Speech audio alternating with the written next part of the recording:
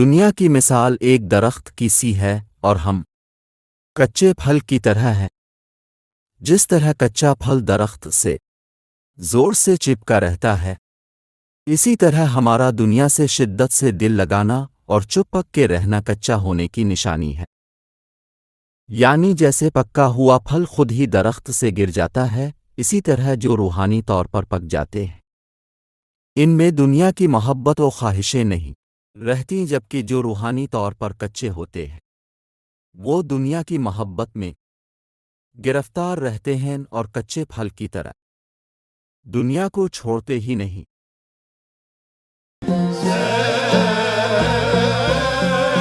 ہماری ذات میں ہزاروں بھیڑیے، کتے، فرشتے اور شیطان ہیں، یعنی ہمارے اندر اچھی اور بری مخلوق دونوں موجود ہیں۔ ہم اصل میں کیا ہیں یہ اس پر مبنی ہے کہ کون سی مخلوق ہماری ذات پر غالب ہے۔ یہ بالکل اسی طرح ہے کہ جب سونے کی مقدار تانبے سے زیادہ ہوتی ہے تو وہ تانبے کی بجائے سونا بن جاتا ہے۔ یعنی اگر حیوانوں کی صفات جیسے غصہ، نفرت، حسد، بے حیائی وغیرہ ہم پر غالب ہوں تو ہم بھیڑیے شیطان ہیں، اور اگر فرشتوں کی صفات جیسے محبت، درگزر، رحم، انکساری، حیا وغیرہ ہم پر غالب ہوں تو ہم فرشتوں میں سے ہیں۔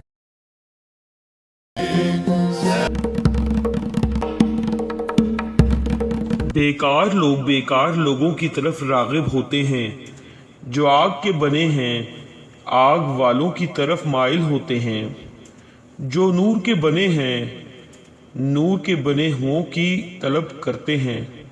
یعنی ہم جیسے ہیں ہمیں ویسے ہی لوگ پسند آتے ہیں۔ اچھے لوگ اچھے لوگوں کے ساتھ کو پسند کرتے ہیں اور برے لوگ برے لوگوں کو پسند کرتے ہیں۔ سو ہماری رغبت سے ہماری اپنی شخصیت کا پتہ چلتا ہے۔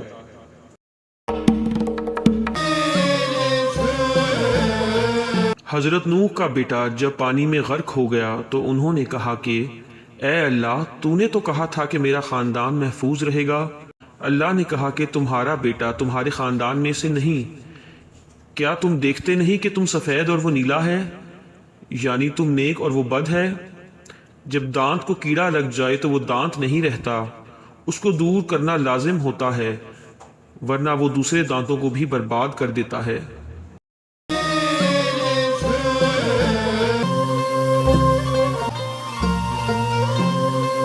اگرچہ اللہ نے آخرت میں جزا اور سزا دینے کا وعدہ کیا ہے، مگر اس کا نمونہ ہمیں ہر لمحہ ملتا ہے جب تمہارے دل کو خوشی محسوس ہوتی ہے۔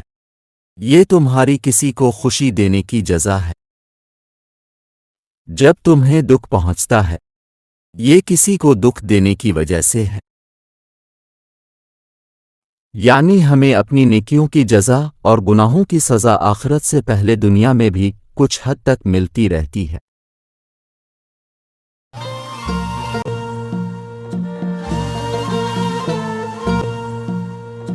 دنیا کی خوشامد اور منافقت میٹھا نوالا ہے، ان کو کم مقدار میں کھاؤ کیونکہ یہ نوالا آگ سے بھرا ہوا ہے۔ تعریفوں کی کثرت کی وجہ سے فرعون بنا، نرمی کے ساتھ انکساری اختیار کرو، حکم چلانے والے مت بنو، جہاں تک ممکن ہو غلام بن کر رہو، بادشاہ مت بنو، تکلیفیں برداشت کرو، گیند بن کر رہو، بلہ مت بنو۔ یعنی خوشامد بظاہراً بہت اچھی چیز لگتی ہے، مگر در حقیقت وہ بہت بری چیز ہے جو انسان کو فرعون بنا دیتی ہے۔ سخت حکم چلانے والا اور متکبر انسان جو خوشامد کا عادی ہو جاتا ہے وہ فرعون کی طرح بن جاتا ہے۔ اس لیے نرمی اور عاجزی اختیار کرنا لازم ہے۔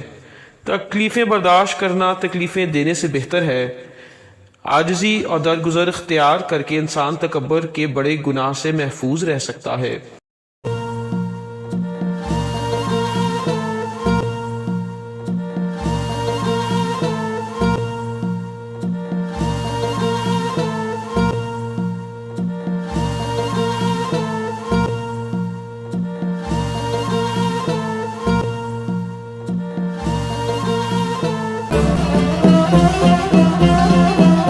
ایک شخص نے حضرت عیسیٰ سے پوچھا کہ دنیا میں کیا چیز برداشت کرنا سب سے مشکل ہے؟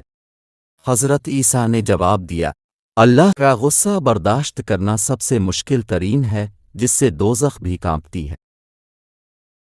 اس نے پوچھا، اللہ کے غصے سے بچنے کا کیا طریقہ ہے؟ حضرت عیسیٰ نے جواب دیا کہ اللہ کے غصے سے بچنے کا طریقہ یہ ہے کہ اپنے غصے کو فوراً چھوڑ دیا جائے۔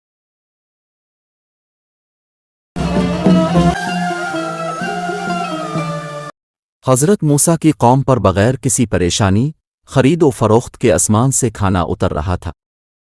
کچھ لوگ بے ادبی سے چیخے کہ دال کہاں ہے، لہسن کہاں؟ جنت کا کھانا بند ہو گیا اور ان کے حصے محنت رہ گئی۔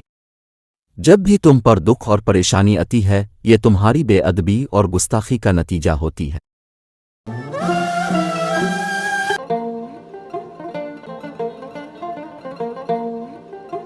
انسان کی اصل غذا اللہ کا نور ہے۔ جانوروں کی خوراک اس کے لیے نامناسب ہے۔ جو خوراک ہم کھاتے ہیں دراصل وہ ہمارے جسم کی نشو و نما کرتی ہے، روح کی نہیں، جبکہ ہمارا وجود حقیقت میں روح ہے، جسم نہیں۔ اس لیے بہت زیادہ جسمانی خوراک ہمارے لیے مناسب نہیں۔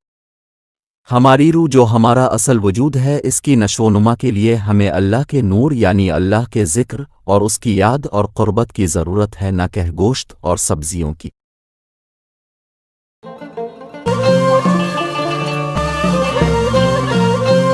ایک آنکھ والا انسان وہ ہوتا ہے جو صرف حال ہی کو دیکھتا ہے، حیوانوں کی طرح آنے والے وقت سے غافل۔ دونوں آنکھوں سے انجام اور آغاز دونوں کو دیکھ لو۔ خبردار، لعنت کیے گئے شیطان کی طرح ایک آنکھ والے مت ہونا۔ یعنی شیطان نے نافرمانی کرتے وقت یہ نہیں سوچا کہ اس نافرمانی کا انجام کیا ہوگا۔ اسی طرح انسان کو کوئی بھی کام کرتے وقت اس کے انجام کے بارے میں ہر صورت میں سوچنا چاہیے۔ کوئی بھی کام سوچے سمجھے بغیر اور اس کے انجام کا اندازہ لگائے بغیر کرنا حیوانوں کی صفت ہے۔ عقل مند انسان ہر کام کا انجام پہلے ہی دیکھ پاتا ہے، اسی لیے وہ ہر قدم سوچ سمجھ کر اٹھاتا ہے اور نقصانات سے محفوظ رہتا ہے۔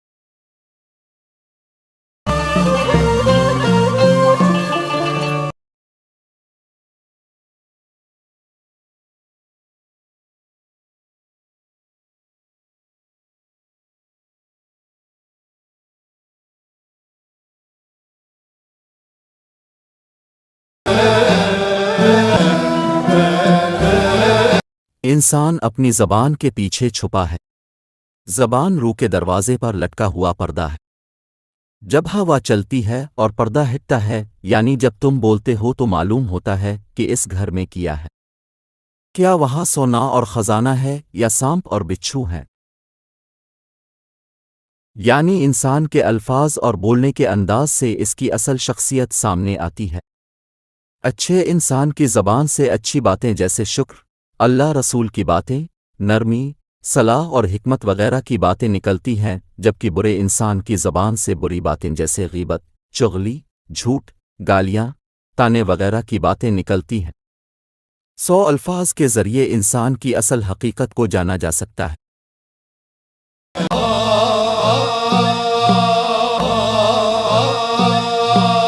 جب تمہاری آہ و پکار اللہ کو بری لگے تو جان لو کہ تم نے کسی یوسف کے ساتھ بھیڑیے جیسا سلوک کیا ہے، یا تم نے کسی معصوم کا خون پیا ہے، یعنی کسی پر ظلم کیا ہے۔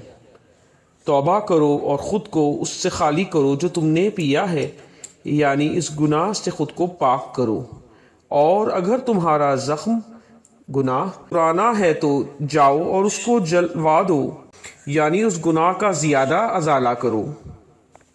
یعنی اگر ہم کسی تکلیف میں مبتلا ہوں اور ہماری دعا کے باوجود بھی اللہ ہمیں اس سے نجات نہیں دے تو اس کی وجہ یہ ہے کہ ہم نے کسی کے ساتھ ظلم کیا ہے اور ہمیں اس کی سزا دی جا رہی ہے، اس لیے اللہ کو ہماری آہ و پکار بری لگ رہی ہے، سو ہمیں بہت زیادہ استغفار کرنے کی ضرورت ہے۔